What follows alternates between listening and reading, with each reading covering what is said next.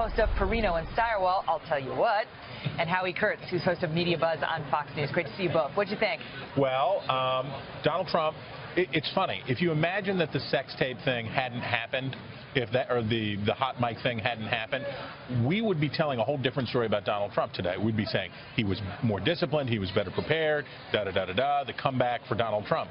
But because he failed to move the inventory on that, because he batted it away as opposed to showing a contrite heart, and because he brought the people in who were Bill Clinton's accusers and made that the headlines tomorrow, and the story coming out of this is going to be all about that. It's going to be all about that stuff, and it's going to overshadow his improved performance. Howie, the moderators took a beating in some circles tonight. What did you think of how they did?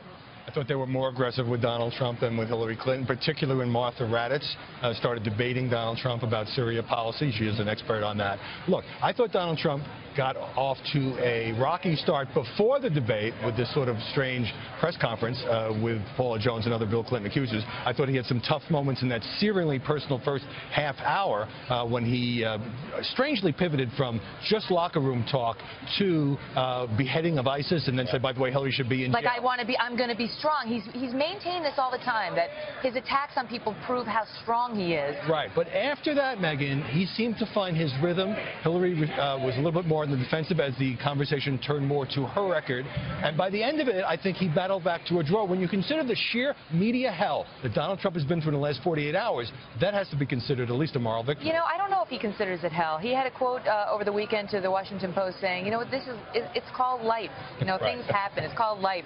Which is actually kind of a nice 30,000-foot perspective from somebody who's under fire, right, handling it pretty gracefully under the circumstances. But obviously that ignores the content of what we saw and how repulsive so many Americans found it. And you tell me, Steyerwalt, whether anybody is going to get past that first 30 minutes in the rundown tomorrow. So this was a debate for his base. He turned in the performance that his base would have wanted.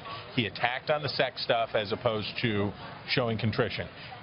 He focused on issues that they were into. But I want to tell you that right near where we are here in suburban St. Louis, the voters who he needs are right here. There's suburban white people with college degrees who have been reticent to support Trump.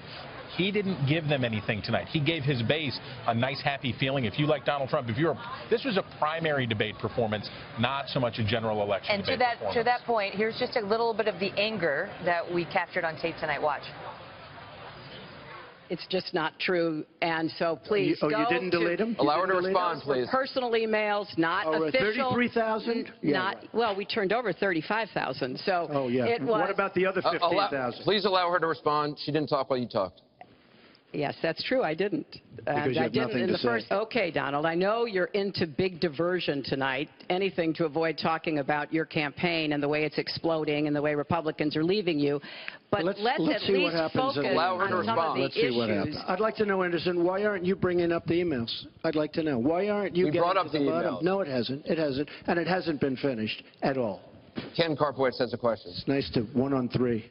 Howie, what'd you make of that? It was Trump attacking Hillary, deflecting Hillary, going back at him, and expanding the, oh, you don't only respect women, you've been attacking blacks and Latinos and Muslims and the disabled, all of which pleases her base. I agree with Chris. I don't know that Donald Trump brought a lot of new voters into the tent, but he was much more aggressive. And here's the thing. Many top Republicans have been bailing on this guy. He needed to convey a sense that he's stabilizing his campaign. He might have done that since he did gain strength in the last hour. Depends how many people stayed up for the whole thing, Megyn. Right. Yeah, he's got to do addition. That's all about addition, as Stuart Stevens keeps saying. Guys, great to see you both.